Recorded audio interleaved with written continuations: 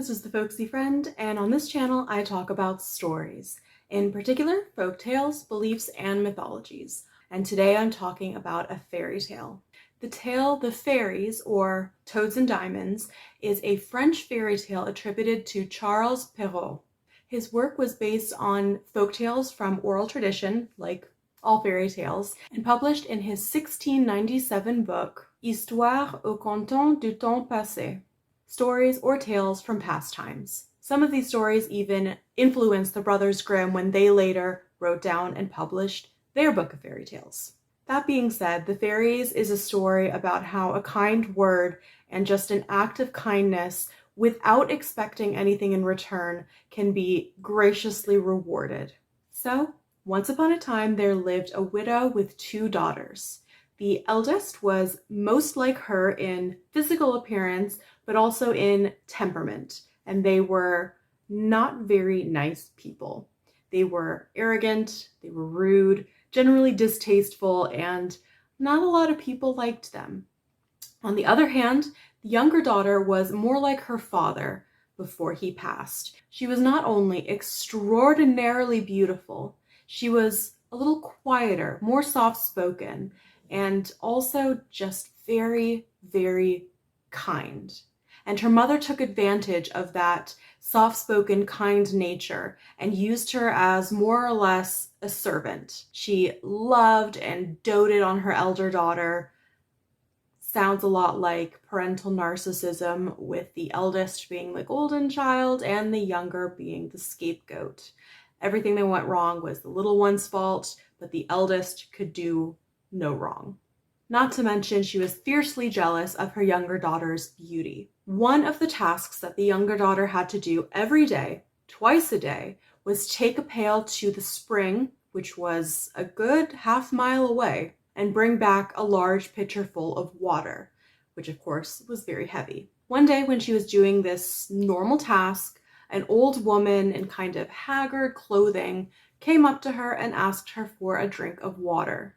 The young daughter responded, "Of course, good mother," and she helped the old woman take a drink from the pitcher. She even raised it up high to make it nice and easy for the older woman to drink, despite the pitcher being very heavy. Once the old woman had taken her drink, she revealed herself to be a beautiful fairy and told the daughter that because of her kindness and her gentle words, she would be given a blessing.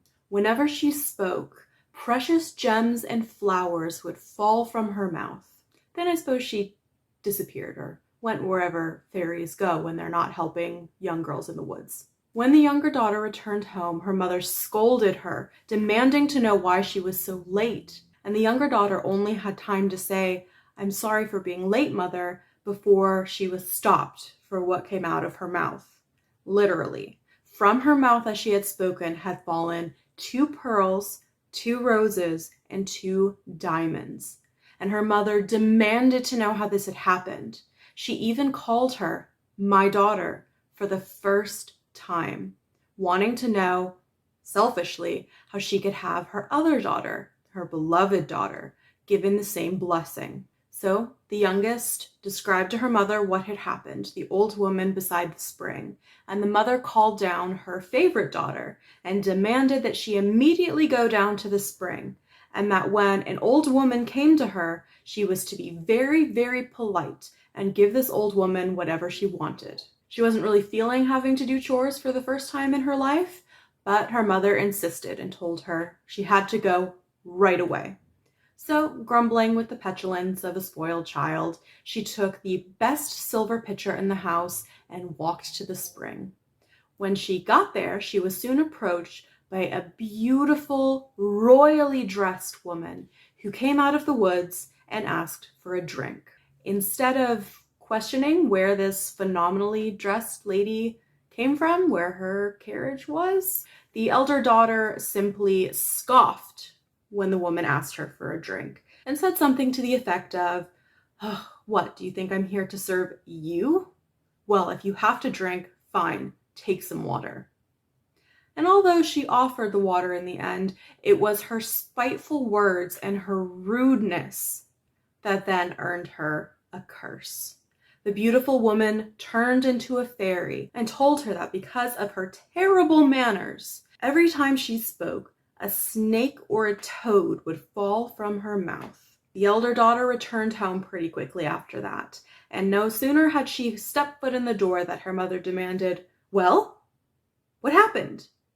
And all she could say was, "Well, mother," before two vipers came pouring out of her mouth, to the horror of both her and her mother. The mother, for some reason, thought that the younger daughter must have had something to do with this, must have set this up somehow. So she ran to beat her poor young daughter for causing this curse to befall the golden child. Knowing that this was going to happen, the younger daughter fled from the house into the woods, crying, not knowing what to do or where to go. She eventually collapsed somewhere in the woods, and by the magic of fairy tales, it just so happened that the king's son was returning home from a hunting trip. He saw this beautiful woman crying in a heap in the forest and asked her what had happened, what had caused her to be out there all alone. As she spoke, gems and flowers came pouring from her mouth, and she told her whole story. And upon hearing her story, he had fallen in love with her, told her that not only did she have clearly a wonderful heart to have earned this blessing, but that this gift was more of a dowry than he could ever expect from anyone else. And so he decided to take her back to the palace and marry her, hopefully with her consent. The elder daughter, on the other hand, became more and more hateful as time went on, until eventually her mother drove her from the house, not being able to stand it anymore. The nasty child could not find anyone to help her or take her in.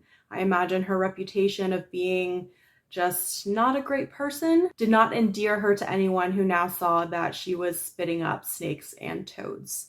Unfortunately, no shelter, no food. She found a quiet spot in the forest and died. No justice, it seems, was done to the mother. That was the fairies, or diamonds and toads. As wonderful as it must be to have pearls and diamonds come pouring from your mouth when you speak, in terms of just you'd get rich, I have to say that I don't know that it's that much of a blessing. I truly hope that as she was speaking, they just kind of appeared, as she spoke outside of her mouth, and that she wasn't literally choking up diamonds. Sounds pretty awful to me, though. Not as horrifying as spitting up a venomous snake, I will say. The specific things that come from the daughters' mouths actually do have significance. Roses symbolize love and beauty. Pearls signify purity and innocence, and diamonds signify purity and strength. So not only was there a actual physical value placed on her kind words, but the value was representative of her inner goodness. On the other hand, vipers are signs of treason and treachery, whereas toads at the time, and possibly still now, are considered symbols of the devil. The moral of the story is a common and familiar one, that goodness and kindness is rewarded. One interesting thing to note is just how much of a role beauty had to play in this story. That not only was the girl kind, but she was said to be exceptionally beautiful. Of course, this isn't uncommon. Typically, heroines and princesses are described as being beautiful. It's interesting that this story goes one step further. The fairy chooses a very beautiful form to appear to the elder daughter for her test, implying that it is even worse for her to be snippy to a beautiful woman rather than an old woman or a beggar. And yes, I know she had to change her form so that the elder daughter would not just pretend and recognize that it was a test, but it's still interesting just how much of an emphasis is placed on appearance.